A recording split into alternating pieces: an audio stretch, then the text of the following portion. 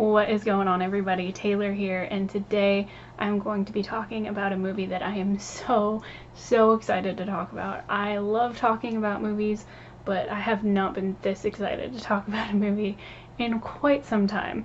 So last night I got to finally go see Bad Times at the El Royale, and I have been highly anticipating this movie since it was announced and since the first trailer. And oh boy, all I had to see was that first trailer, and I immediately knew that I was gonna just have such an experience with this movie. At least that's what I'd hoped. And then going into it, I didn't want to have myself too hyped just because I didn't want to be let down because of how much I was looking forward to this movie. But let me tell you right now, it did not disappoint at all. At all. This movie is fantastic, and I know that there are people who've come out of it who have problems with it, and that's fine. It's by everyone's standard, it's not going to be a perfect movie, and the movie has a style that I think a lot of people might not like. That might just not be their kind of movie, which makes sense. So the best way that I can put this, and I heard a couple groups of people saying this as I walked out of the theater, is if you like Pulp Fiction and that kind of style of movie, I think you're really going to enjoy this movie. If you're not really a huge fan of Pulp Fiction and that kind of style of movie, you're probably not really going to like this movie. And that's just kind of a generalization that I can make, the closest thing I can think of how to explain this movie without giving too much away. But this is probably going to go into spoiler territory because there's a lot that I want to talk about, but I will warn you guys when I get to that point. So I want to start by saying that this cast is incredible. This cast is incredible. Chris Hemsworth does such a fantastic job in this role. The minute he pops on screen, you know he's in control. You know that something big is about to happen. He just commands this kind of attention and respect and fear also, which is crazy that he's just able to embody that so well, especially as the movie goes on and you get to see more of him. So he did a fantastic job. Jon Hamm was great. Dakota Johnson was great. Cynthia Erivo was great. I believe that's how you pronounce her name.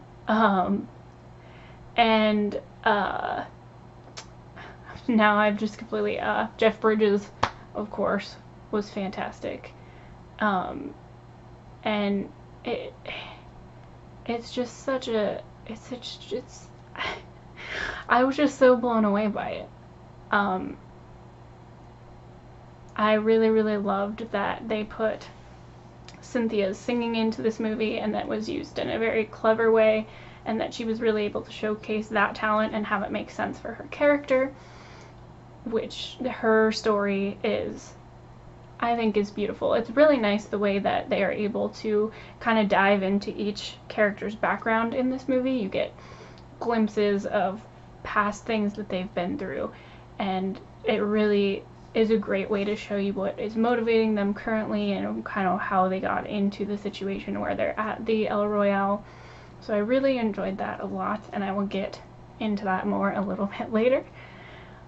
But yeah, I thought that the way that they used music throughout the film was great. It kind of played the heartbeat of the El Royale in a way with the way that it was used, which I always appreciate, especially when it's done well. I thought overall the script was great. There was a lot of clever storytelling. The way that it was formatted and the way that the characters all intertwined, and it did have the vibe from Cabin in the Woods that I loved so much, with all these different characters and just really fleshing them all out and getting to spend time with all of them and really diving into what it looks like for them to interact with each other. And I thought that it was just explored beautifully in this movie in a way that was able to really move the plot along. I know that people have had complaints about the movie feeling like it's too long, feeling like it's over 2 hours, and I can understand where that complaint comes from, in the sense that there are portions of the movie that take a little longer. It slows down, and you spend time with that particular scene for a bit.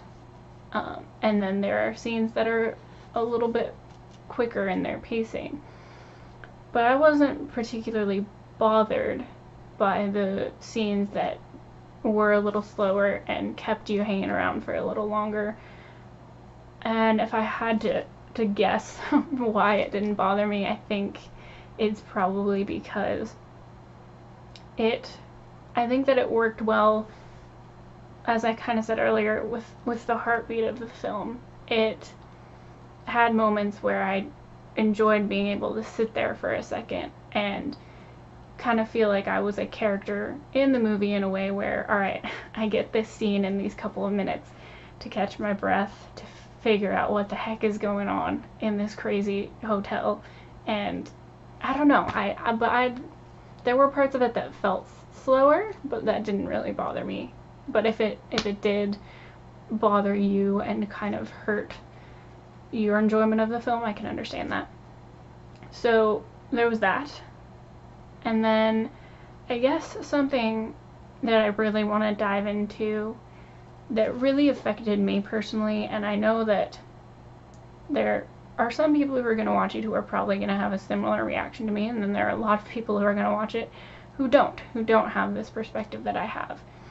But for me, and this is going to verge into a little bit spoilery here, most likely. So, when I walked out of the theater at the end of this movie, I had tears streaming down my face. Probably within the last 15 minutes of this movie, I was just sitting there crying. And this movie was a very emotional journey for me, because there were elements of religion in it, and of God, and of that whole moral question and dilemma. And a lot of Chris Hemsworth's character is based around that, and is heavily set in the idea of having to choose God or no God, good or evil, that whole very black and white, cut and dry kind of approach. And it really plays a big part in the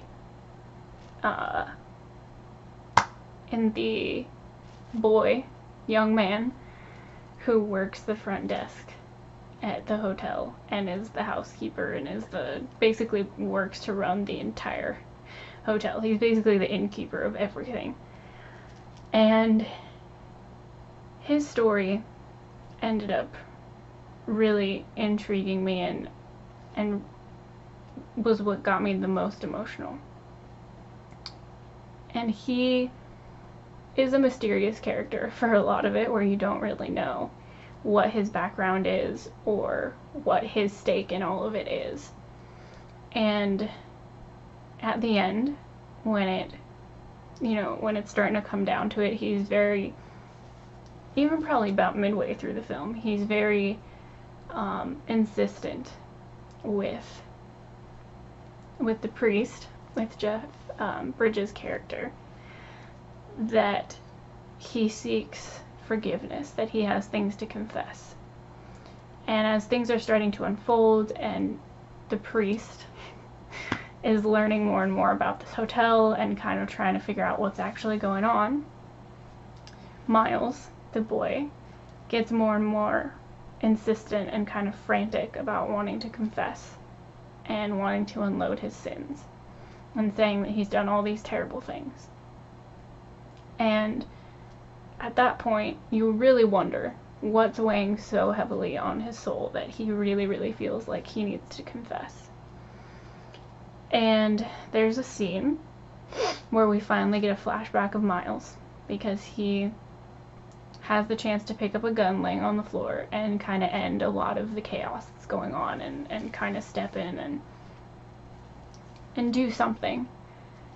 And he says he doesn't want to kill any more people. And he gets asked how many people he's killed. And he's killed 123 people, is what he says. And then we get a flashback and see that he was a soldier in the war. And there have been a couple of reviews that I've seen where people talk about how they feel like it didn't necessarily detract from the movie, but it wasn't really necessary either. You could have kind of left it out and it wouldn't really have made a difference. And that it was kind of maybe just in there to show that he was part of the Vietnam War.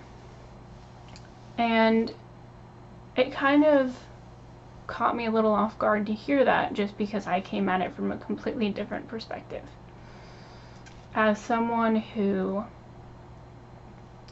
saw a lot of Miles in herself in terms of struggling with her religious identity and struggling with, you know, whether she spends enough time considering God or whether she neglects him or what, you know, all that kind of stuff. As someone who very much saw that in herself, and someone who worries about her soul and that kind of stuff, for me, seeing that, it really hit me, because it just added a whole nother level to his moral dilemma that he constantly has to have through this movie. It made me think of Hacksaw Ridge.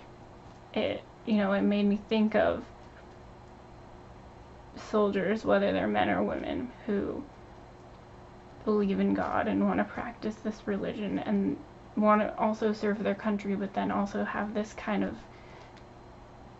moment or these moments where they just feel like they need to be forgiven. And that definitely broke me down a little bit. And then, just having him feel like he was too late, because he's one of the people that doesn't make it out of this story. He's one of those people that doesn't get to walk away from this hotel. And having his last moments be him terrified that he was too late, that he's out of time, that he isn't ready, that that his soul is doomed, that he didn't do enough with the time that he had, didn't spend it the way that he should have, and is dealing with this dilemma a lot sooner than he probably ever thought after he made it out of the war. That was tough. And I couldn't hold it in after all that. And going back to Chris Hemsworth's character and having him really be the Charles Manson of this movie, very, very strongly, was also tough, because you have this guy who is creating this chaos around the idea of a god, and then basically turning himself into one that all of these people so blindly follow now and are so attached to and are willing to do anything for. And seeing Rose, seeing this little girl, seeing her fall into that, and seeing Dakota Johnson's character, her sister, have to live this, having to literally watch her sister fall into this trap, and knowing that she doesn't have the power to do anything about it, but still trying to do it anyway, and just basically fighting for her sister's soul and her sister's life. And those kind of elements of this movie really they were powerful for me. And I don't really know how that kind of stuff translated to people who don't have my perspective, to people who don't see it through that kind of lens. But that stuff really hit me, and you know, I've been talking to people, I've been talking to my boyfriend about this movie,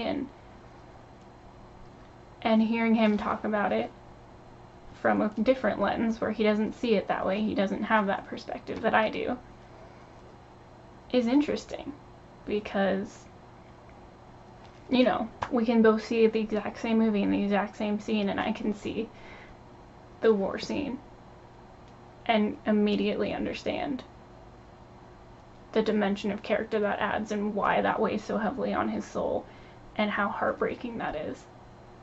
And he can see that scene and say, oh, okay. I feel like they were just kind of throwing that in there because, you know, it fits with the time period, and it, you know, it's showing the war and all that stuff.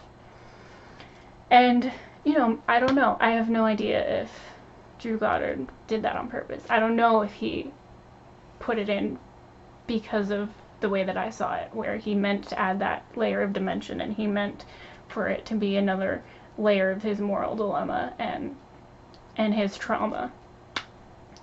But I don't know. I really, really got a lot out of this movie, and it really took me on a crazy journey where I was so on the edge of my seat waiting to see what decisions these characters were going to make next and the consequences of it, and, you know, watching them fight, knowing that so many of them were not going to make it out no matter what they did, and knowing a lot of them were making choices that were going to lead to that, and just kind of being blown away that I got to have that cinematic experience, that I got to sit there knowing I was watching one of my favorite movies of the year, and just feeling like it took me somewhere that I never could have imagined it was going to take me, on an emotional level and a moral level, and even past that. It was a beautiful movie. The aesthetic was great. It really felt transporting into that time, and it had the right vibe to it. It was just a transportive piece in so many ways, and I thought it was beautiful. Overall, it was just a beautiful movie. It was so well written and so well directed, and I'm so happy that somehow Drew Goddard got funding for this and was able to get this cast to agree to do this movie, because it is just sensational. And I know that a lot of people don't agree with me. Like I said, I know there are a lot of people who have problems with this movie, and a lot of people who don't see it through the lens that I do, and a lot of people who aren't going to connect to it emotionally the way that I did. And I want to see this movie again. I want to go see it again immediately and get to spend that time with it again and see, you know, what kind of journey it takes me on this second time around. Because I know that I have more to gain from this movie. I know that one viewing through, I'm not done. And I know that I'm gonna finish recording this and realize that there were a million other things I wanted to talk about and didn't talk about. But one other thing I guess I want to touch on that I really appreciated a lot was Jeff Bridges' character. Right away, you know that there's something a little off about him. And especially from watching the trailer. I mean, the trailer shows you the scene where you figure out he's not a priest. Well, not where you figure it out, but it shows you the scene that tells you he's not actually a priest. And his acting in this movie, I feel like, is gonna get completely overlooked. He did such a brilliant job in this role. You could tell, without his character having to say anything, just looking at his face, the acting was all there. And it was just captivating to see, because he, you know, had the responsibility of playing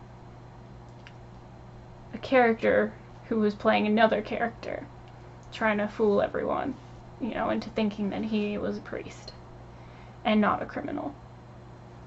And seeing those layers kind of be built and then unpeeled, but then also adding the layer of his memory issues, of his medical issues, adding that layer in there and really having it play a part of, is he having memory issues at this moment, or is he trying to, come up with his story? Is he trying to be careful about what he reveals about this person he's pretending to be, which I thought was just fantastic. I really, really did. And the scenes where you get to see both sides of what's happening, because one side you're looking into these rooms through the one-way mirror, two-way mirror, one-way mirror, I don't actually know the term, but the mirror that looks like a mirror and you can only see through it from behind. Those scenes where you get to see it unfold from two different sides worked so well. It was so effective. And especially when the characters start to realize what they are and have to kind of try and use them to their advantage, I think it's so clever. And the last little kind of main part of the movie where they're all in the lobby, it's interesting because it's not particularly unique and they don't do anything crazy in terms of how it all plays out at the end when the last people who are going to die start to die and all hell kind of breaks loose for the last time. There's nothing about it that you see and you're like, oh, that's amazing and incredible, I can't believe they did that. But honestly, I kind of like that because you saw it and it was like, if this actually happened, that's probably how that would happen. Like, there was no super overly clever James Bondy escape kind of, it was all very, I don't know, it felt really grounded to me, which was kind of nice with just how insane the rest of the movie was. But anyway, I'm going to kind of just try and cut it off there because I could talk for hours and hours about this movie and kind of try and dissect it and tell you guys how I feel about every little part of it. But I'm going to cut it off there. If you guys have made it to this part of the video, thanks for sticking around. What did you guys think of the movie? If you've seen it, please, please let me know in the comments. I'm dying to talk about this movie with some people. If you haven't seen it yet and you've still watched through, let me know if you're excited to see it, what you're hoping to see. As always, guys, my links are down in the description if you want to find me on social media. Thank you guys so much for all of your continued support. It seriously means the world to me. You guys are freaking awesome, and I will see you all next time.